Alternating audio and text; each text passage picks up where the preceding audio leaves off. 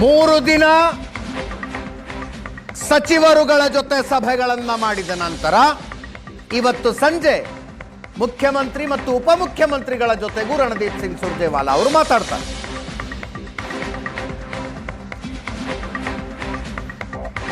ಏಳು ಗಂಟೆಗೆ ಒಂದು ಖಾಸಗಿ ಹೋಟೆಲ್ನಲ್ಲಿ ಮೀಟಿಂಗ್.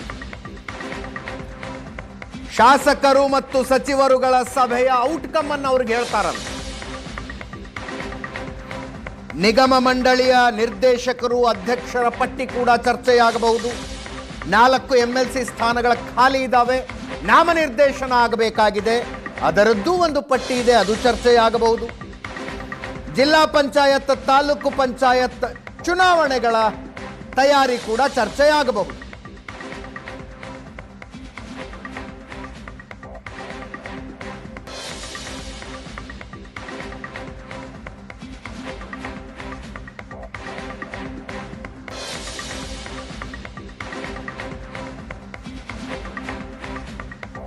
ಇವತ್ತು ಸಂಜೆ 7 ಗಂಟೆಗೆ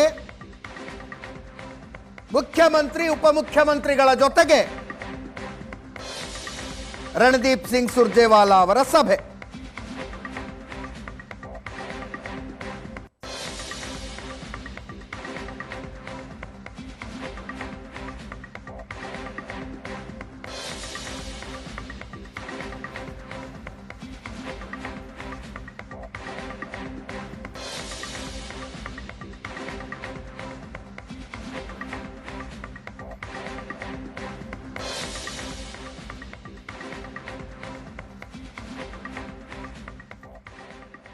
ನಮ್ಮ ಪೊಲಿಟಿಕಲ್ ಎಡಿಟರ್ ಪ್ರಶಾಂತ್ ನಾಥು ಹಾಗೂ ಪೊಲಿಟಿಕಲ್ ಬ್ಯೂರೋ ಚೀಫ್ ಆನಂದ ಬೈದನಮನೆ ಇಬ್ಬರು ಕೂಡ ನಮ್ಮ ಜೊತೆಗೆ ನೇರ ಸಂಪರ್ಕದಲ್ಲಿದ್ದಾರೆ.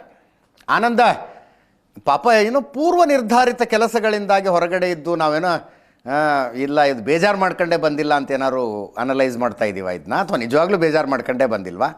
ಈಗ ಸಿದ್ದರಾಮಯ್ಯನವರ ಬಣದಿಂದ ಮಹದೇವಪ್ಪನವ್ರು ಬರಲಿಲ್ಲ, ರಾಜಣ್ಣವ್ರು ಬರಲಿಲ್ಲ ಅಂದರೆ ಮತ್ತು ಉಳಿದವ್ರು ಬಂದ್ರಲ್ಲ, ಅನೇಕರು ಸಿದ್ದರಾಮಯ್ಯನವರು ಅತ್ಯಾಪ್ತರು ಬಂದು 1-to-1 ಮೀಟಿಂಗ್ ಮಾಡಿ ಹೋಗಿದ್ದಾರೆ, ರಿಪೋರ್ಟ್ ಕೊಟ್ಟು ಹೋಗಿದ್ದಾರೆ, ಮತ್ತು ಅವ್ರಿಗೆ ಬೇಜಾರಿಲ್ವಾ?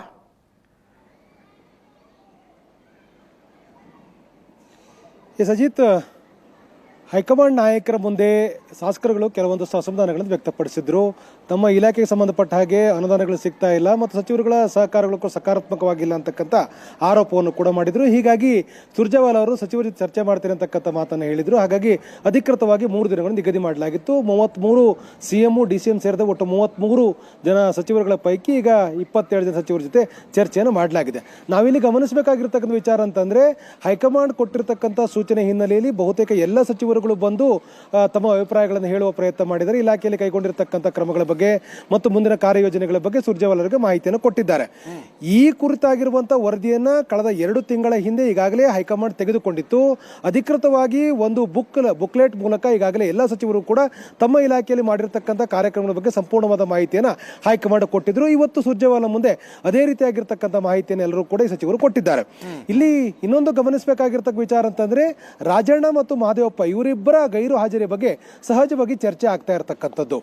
ರಾಜಣ್ಣ ಅವರು ಸುರ್ಜೇವಾಲಾರ ಕಾರ್ಯವೈಖರಿ ಬಗ್ಗೆ ಬೇಸರವನ್ನು ಮೊದಲಿಂದಲೂ ಕೂಡ ಹೊರಹಾಕ್ತಾ ಇದ್ರು. ಯಾಕಂತಂದ್ರೆ ಅವರು ನನಗೆ ಯಾರು ಹೇಳಲಿಕ್ಕೆ ಅಂತಕ್ಕಂಥ ಮಾತನ್ನ ಖುದ್ದು ರಾಜಣ್ಣ ಅವರೇ ಕೇಳಿದ್ರು. ಮತ್ತು ಮಹದೇವಪ್ಪನವರು ಕೂಡ ಸುರ್ಜೇವಾಲಾರ ಭೇಟಿ ಮಾಡೋದ್ರ ಬಗ್ಗೆ ಅನುಮಾನವನ್ನು ಕೂಡ ವ್ಯಕ್ತಪಡಿಸಿದ್ರು. ಅವರ ಭೇಟಿ ಆಗೋದ್ರ ಬಗ್ಗೆ ಅವರೇ ಆಗಿರ್ತಕ್ಕಂಥ ನಿರ್ದಿಷ್ಟವಾದ ಕಾರಣಗಳಿದ್ದಾವೆ, ಹಾಗಾಗಿ ಭೇಟಿ ಆಗೋದಿಲ್ಲ ಅಂತಕ್ಕಂಥ ಮಾತನ್ನ ಬಹಳ ಸ್ಪಷ್ಟವಾಗಿ ಹೇಳಿದ್ರು. ಹೀಗಾಗಿ ಇವರಿಬ್ಬರು ಕೂಡ ಗೈರು ಹಾಜರಾಗಿದ್ದಾರೆ, ಇವರು ಬಂದು ಭೇಟಿಯನ್ನು ಮಾಡಿಲ್ಲ. ಆದರೆ ಇಲ್ಲಿ ಗಮನಿಸಬೇಕಾಗಿರ್ತಕ್ಕ ವಿಚಾರ ಅಂದ್ರೆ, ಮುಖ್ಯಮಂತ್ರಿಗಳಿಗೆ ಅತ್ಯಂತ ಪರಮಾಪ್ತರಾಗಿರ್ತಕ್ಕ ಸಚಿವರುಗಳ ಈ ರೀತಿಯ ನಡವಳಿಕೆ ನಿಶ್ಚಯವಾಗಿಯೂ ಕೂಡ ಇದು ಕೇವಲ ಸಚಿವರೊಬ್ಬರ ನಡವಳಿಕೆ ಅಥವಾ ಮುಖ್ಯಮಂತ್ರಿಗಳ ಆದಿಯಾಗಿ ಅವರ ಬಳಗದಲ್ಲಿರ್ತಕ್ಕಂಥ ಅಭಿಪ್ರಾಯವನ್ನ ತೋರಿಸುವ ರೀತಿಯಲ್ಲಿ ಈ ರೀತಿಯಾಗಿರ್ತಕ್ಕಂಥ ನಡವಳಿಕೆಗಳು ಆಗಿದೆಯಾ ಅಂತಕ್ಕಂಥ ಚರ್ಚೆ ಶುರುವಾಗಿದೆ. ಇಲ್ಲಿ ಇನ್ನೊಂದು ಗಮನಿಸಬೇಕಂತಂದ್ರೆ, ರಾಜಣ್ಣ ಅವರು ವಿದೇಶಕ್ಕೆ ಹೋಗಿದ್ದಾರೆ, ಮಹದೇವಪ್ಪನವರು ಕರ್ನಾಟಕದಲ್ಲಿ ಇದ್ರೂ ಕೂಡ ಬಂದು ಭೇಟಿ ಮಾಡತಕ್ಕಂಥ ಪ್ರಯತ್ನವನ್ನ ಅವರು ಮಾಡಿಲ್ಲ. ಅವರು ತಮ್ಮ ಪ್ರತಿಭಟನೆಯನ್ನು ಸಾಂಕೇತಿಕವಾಗಿ ವ್ಯಕ್ತಪಡಿಸುವಂತ ಪ್ರಯತ್ನವನ್ನ ಮಾಡಿದ್ರ, ಹೀಗೊಂದು ಚರ್ಚೆ ಕೂಡ ಆರಂಭ ಆಗಿದೆ. ಮೈಸೂರಿನಲ್ಲಿ ಇದ್ದಿದ್ದರ್ಥ ಮಹದೇವಪ್ಪ ಅವರು 1 ವಾರ ಅಥವಾ 2 ಗಂಟೆ ಒಳಗಡೆ ಬಂದು ಅವರು ಸುರ್ಜೇವಾಲಾ ಭೇಟಿ ಮಾಡಲಿಕ್ಕೆ ಅವಕಾಶಗಳಿತ್ತು. ಆದರೂ ಕೂಡ ಅವರು ಭೇಟಿ ಮಾಡದೇ ಇರತಕ್ಕಂಥದ್ದು ಹಲವು ಚರ್ಚೆಗೆ ಕಾರಣ ಆಗಿದೆ. ಮತ್ತು ಮಹದೇವಪ್ಪ ಅವರು ಈ ಕುರಿತು ಯಾವುದೇ ರೀತಿಯ ಸಮಜಾಯಿಷನ್ನು ಕೂಡ ಕೊಟ್ಟಿಲ್ಲ. ಅವ್ರದೇ ಆಗಿರ್ತಕ್ಕಂಥ ಕೆಲವೊಂದು ಭಿನ್ನಾಭಿಪ್ರಾಯಗಳು ಇರೋದನ್ನ ಮಾಧ್ಯಮಗಳ ಮುಂದೆ ಪರೋಕ್ಷವಾಗಿ ಹೇಳುವ ಪ್ರಯತ್ನವನ್ನು ಕೂಡ ಮಾಡಿದ್ದಾರೆ. ಒಟ್ಟಾರೆ ಸುರ್ಜೇವಾಲಾದ ಕಾರ್ಯವೈಖರಿ ಬಗ್ಗೆ ನಿರ್ದಿಷ್ಟವಾಗಿರ್ತಕ್ಕಂಥ ಕಾರಣಗಳ ಸಹಿತ ಸ್ವಲ್ಪ ಬೇಸರ ಇರುವಂತಹ ಕಾರಣಕ್ಕಾಗಿ ಮಹದೇವಪ್ಪ ಅವರು ಎಲ್ಲೋ ಒಂದು ಕಡೆ ಸುರ್ಜೇವಾಲಾರ ಭೇಟಿಯಾಗದೆ ತಮ್ಮ ಅಸಮಾಧಾನವನ್ನ ಅತೃಪ್ತಿಯನ್ನು ವ್ಯಕ್ತಪಡಿಸಿದ್ದಾರೆ ಅನ್ನುವಂಥ ಚರ್ಚೆಗಳು ಕೂಡ ಇದೆ. ಅಲ್ಲ, ಮಹದೇವಪ್ಪನವರು ಒಂದು ಸಣ್ಣ ಸ್ಪಷ್ಟೀಕರಣ ಕೊಡೋ ಪ್ರಯತ್ನ ಮಾಡಿದ್ರು. ಕುಂದುಕೊರತೆಗಳನ್ನು ಕರೆದು ಮಾತಾಡ್ತಿದ್ದಾರೆ ಬಿಡಿ, ಅದರಲ್ಲಿ ಏನು ತಪ್ಪಿದೆ, ನಾನು ಕರೆದ್ರೆ ನಾನು ಹೋಗ್ತೀನಿ, ಹಿಂದೆ ಕರೆದಿದ್ರು ಹೋಗೋದಕ್ಕಾಗಿಲ್ಲ, ಇಂಡಿ ಕಾರ್ಯಕ್ರಮಕ್ಕೆ ಹೋಗಿದ್ದೆ, ಆಮೇಲೆ ಹೋಗಿ ಭೇಟಿ ಮಾಡಿದ್ದೀನಿ ಅಂತಾನು ಅಂದರು.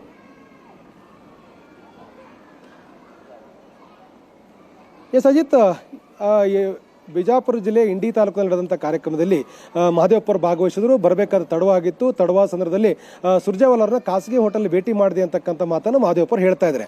ಆದರೆ ಅದನ್ನ ಅಧಿಕೃತವಾಗಿ ಎಲ್ಲೂ ಕೂಡ ಅವರು ನಾನು ಹೌದು ಭೇಟಿ ಮಾಡಿದ್ದೆ, ಇಲಾಖೆ ಸಂಬಂಧಪಟ್ಟಿರ್ತಕ್ಕಂಥ ಮಾಹಿತಿಯನ್ನು ಈಗಾಗಲೇ ಕೊಟ್ಟಿದ್ದೇನೆ, ಮತ್ತೆ ಪುನಃ ಅವ್ರನ್ನ ಭೇಟಿ ಮಾಡುವಂತ ಅವಶ್ಯಕತೆ ಇಲ್ಲ ನನಗೆ ಅಂತಕ್ಕಂಥ ಬಹಳ ಸ್ಪಷ್ಟವಾಗಿ ಹೇಳಬೇಕಾಗಿತ್ತು. ಮಾಧ್ಯಮಗಳು ಕೂಡ ಅವ್ರನ್ನ ಕೇಳಿದಾಗ ಅವರು ಒಂದಷ್ಟು ಅನುಮಾನ ಬರುವ ಹಾಗೆ ರಿಯಾಕ್ಷನ್ಗಳನ್ನು ನೀಡ್ತಾ ಇದ್ದಾರೆ. ಹಾಗಾಗಿ ಅವರ ಅಸಮಾಧಾನ ಬಂದಿಲ್ಲ ಅಂತಕ್ಕಂಥ ಒಂದು ರೀತಿ ವ್ಯಾಖ್ಯಾನಗಳು ಶುರುವಾಗಿದೆ. ಅದಕ್ಕೆ ಮಹದೇವಪ್ಪರೇ ಒಂದು ಕ್ಲಾರಿಫಿಕೇಶನ್ ಕೊಡಬೇಕು. ಆದರೆ ಇದು ಕೇವಲ ಮಹದೇವಪ್ಪರ ಅಭಿಪ್ರಾಯಗಳಲ್ಲ, ಬದಲಾಗಿ ಒಂದು ನಿರ್ದಿಷ್ಟವಾಗಿರ್ತಕ್ಕಂಥ ಕಾರ್ಯಸೂಚಿಯ ಹಿನ್ನೆಲೆಯಲ್ಲಿ ಸುರ್ಜೇವಾಲಾರ ಕಾರ್ಯವೈಖರಿಯನ್ನ ವಿರೋಧಿಸತಕ್ಕಂಥ ಪ್ರತಿಭಟಿಸುವಂತ ಸಾಂಕೇತಿಕ ರೂಪದಲ್ಲಿ ಮಹದೇವಪ್ಪರು ಬಂದಿಲ್ಲ ಅಂತಕ್ಕಂಥ ಮಾತುಗಳನ್ನ ಕೆಪಿಸಿಸಿಯ ಪಾಳ್ಯದಲ್ಲಿರ್ತಕ್ಕಂಥ ನಾಯಕರು ಕೂಡ ಹೇಳ್ತಾ ಇರುವಂತದ್ದು. ಅಜಿತ್, ಎಸ್ ಪ್ರಶಾಂತ್, ಅಸಮಾಧಾನ ಇರೋದಂತೂ ಸತ್ಯ ರೀ, ಅದರ ಕಾಮನ್ ಸೆನ್ಸಿನ ಮಾತದು, ಜನರಲ್ ನಾಲೆಜಿನ ಪ್ರಶ್ನೆ. ಅಸಮಾಧಾನ ಆಗೇ ಆಗಿರುತ್ತೆ.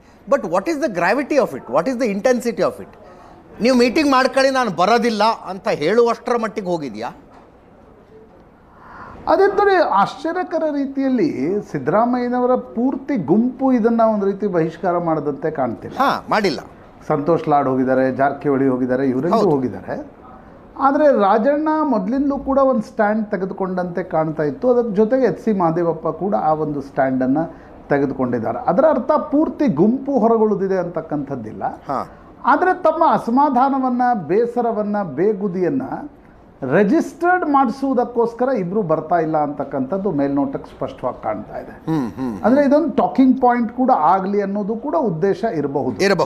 ನೋಡಿ, ರಣದೀಪ್ ಸಿಂಗ್ ಸುರ್ಜೇವಾಲಾ ಯಾವಾಗ ಬಂದು ಸಭೆಗಳನ್ನು ಆರಂಭಿಸಿದ್ರು ಅದು ಸ್ವತಃ ಸಿದ್ದರಾಮಯ್ಯನವರನ್ನೇ ಕೆರಳಿಸಿತ್ತು. ಅವರ ಗುಂಪಿನ ಉಳಿದ ಸದಸ್ಯರನ್ನು ಬಿಟ್ಬಿಡಿ. ಹೌದು, ಸ್ವತಃ ಸಿದ್ದರಾಮಯ್ಯನವರೇ ದಿಲ್ಲಿಗೆ ಹೋದಾಗ ಇಂಟರ್ವ್ಯೂಗಳನ್ನು ಕೊಡೋದು, ಪತ್ರಿಕಾಗೋಷ್ಠಿಯಲ್ಲಿ ನಾನೇ 5 ವರ್ಷದ ಮುಖ್ಯಮಂತ್ರಿ ಅಂತಕ್ಕಂಥದ್ದನ್ನು ಹೇಳಿದ್ದು. ರಣದೀಪ್ ಸಿಂಗ್ ಸುರ್ಜೇವಾಲಾ ಇಲ್ಲಿ ಬಂದು ಯಾಕೆ ಸಭೆಗಳನ್ನು ನಡೆಸ್ತಾ ಇದ್ದಾರೆ, ನನ್ನನ್ನು ಹೊರಗಿಟ್ಟು ಯಾಕೆ ಸಭೆಗಳನ್ನು ನಡೆಸ್ತಾ ಇದ್ದಾರೆ ಅನ್ನುವ ಕಾರಣಕ್ಕೋಸ್ಕರ. ಆ ಸಿಟ್ಟು ರಣದೀಪ್ ಸುರ್ಜೇವಾಲಾ ಮೇಲೂ ಕೂಡ ಅಲ್ಲ. ಓಕೆ, ಅವರು ನಿಮಿತ್ತ ಮಾತ್ರ ಅಷ್ಟೇ. ಈಗ ಜನರಲ್ ಸೆಕ್ರೆಟರಿ ಇನ್ಚಾರ್ಜ್ ತನ್ನ ನಿರ್ಣಯದ ಪ್ರಕಾರ ಬಂದು ಇಲ್ಲೇನು ಸಭೆಗಳನ್ನು ನಡೆಸ್ತಾ ಇರಲ್ಲ. ಹೌದು, ಯಾರೋ ಕಳಿಸಿರ್ತಾರೆ. ಅಲ್ಲ, he must had all the ಏನಂತಾರೆ conversations with the high command leaders. Venugopal, Rahul Gandhi, Kharge ಅವ್ರ ಜೊತೆ ಮಾತಾಡಿಯೇ ಇಲ್ಲಿ ರಣದೀಪ್ ಸಿಂಗ್ ಸುರ್ಜೇವಾಲಾ ಬಂದಿರ್ತಾರೆ. ಹೀಗಾಗಿ ಸಿದ್ದರಾಮಯ್ಯನವರು ಮತ್ತು ಅವರ ಬಣದ ಒಟ್ಟಾರೆ ಉದ್ದೇಶ, ಸಿದ್ದರಾಮಯ್ಯನವರು ಇಂಡಿಯಾ ಟುಡೇ ಇಂಟರ್ವ್ಯೂ ಕೊಟ್ಟಿದ್ದು, ಈಗ ಮಹದೇವಪ್ಪ ಮತ್ತು ರಾಜಣ್ಣ ಹೊರಗುಳಿದಿರ್ತಕ್ಕಂಥದ್ದು, ಹೈಕಮಾಂಡ್ಗೆ ನಮ್ಮ ಮನಸ್ಸಿನಲ್ಲಿ ಏನು ನಡೀತಾ ಇದೆ ಅಂತಕ್ಕಂಥದ್ದು ಬಹಿರಂಗವಾಗಿ ನೇರವಾಗಿ ತಲುಪಲಿ ಅನ್ನುವ ಉದ್ದೇಶದಿಂದ. ಓಕೆ, ಆ್ಯಂಡ್ ಅದು ಕನೆಕ್ಟೆಡ್ ಆಗಿರೋದು ನಾಯಕತ್ವ ಬದಲಾವಣೆಯ ಚರ್ಚೆಯ ಜೊತೆಗೆ. ಇದು ಸ್ಟ್ಯಾಂಡ್ ಅಲೋನ್ ಇನ್ಸಿಡೆಂಟ್ ಅಲ್ಲ. ಈಗ ಇಲ್ಲಿ ಶಾಸಕರ ಅಭಿಪ್ರಾಯಗಳನ್ನು ಬಂದು ಜನರಲ್ ಸೆಕ್ರೆಟರಿ ಇನ್ಚಾರ್ಜ್ ಪಡೆದಿರೋದು, ಸಚಿವರನ್ನು ಒಬ್ಬೊಬ್ಬರನ್ನೇ ಕರೆಸ್ಕೊಂಡು ನೀವ್ಯಾಕೆ ಹಿಂಗೆ ಮಾಡ್ತಿದ್ರಿ, ನೀವ್ಯಾಕೆ ಹಂಗೆ ಮಾಡ್ತಿದ್ರಿ ಅಂತ ಏನು ಪ್ರಶ್ನೆಗಳನ್ನು ಸುರ್ಜೇವಾಲಾ ಕೇಳ್ತಿದ್ದಾರೆ, ಇದು ಎಲ್ಲೋ ಒಂದು ಕಡೆ ನಾಯಕತ್ವ ಬದಲಾವಣೆಯ ಚರ್ಚೆಯ ಜೊತೆ ಕನೆಕ್ಟ್ ಆಗಿದೆ. ಆ ಕಾರಣದಿಂದ ಸಿದ್ದರಾಮಯ್ಯನವರಿಗೆ ಬೇಸರ ಆಗಿದೆ. ಸಿದ್ದರಾಮಯ್ಯನವರು ಒಂದು ರೀತಿಯ, ನಾನು ರೆಬೆಲ್ ಅಂತ ಹೇಳಲಾರೆ, ಆದರೆ ಹೈಕಮಾಂಡ್ಗೆ ಒಂದು ಚುರುಕು ಮುಟ್ಟಿಸುವ ಪ್ರಯತ್ನವನ್ನು ಅವರು ರಾಜಣ್ಣ ಮತ್ತು ಮಹದೇವಪ್ಪನವರನ್ನ ಸಭೆಯಿಂದ ದೂರ ಉಳಿಸೋದು ಮತ್ತು ತಮ್ಮ ಒಂದು ಇಂಡಿಯಾ ಟುಡೇ ಸಂದರ್ಶನದ ಮೂಲಕ ಹೈಕಮಾಂಡ್ಗೆ ಚುರುಕು ಮುಟ್ಟಿಸ್ತಿದ್ದಾರೆ ಅಂತಕ್ಕಂಥದ್ದು ಸ್ಪಷ್ಟ.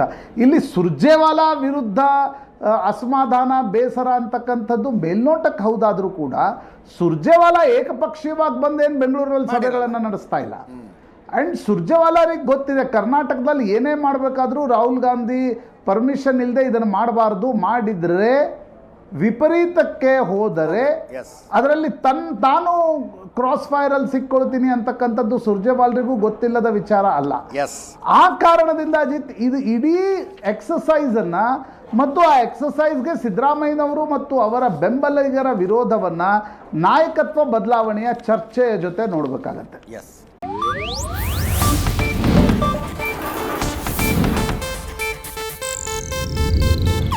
ಇದು ಏಷ್ಯಾನೆಟ್ ನ್ಯೂಸ್ ನೆಟ್ವರ್ಕ್ ಪ್ರಸ್ತುತಿ.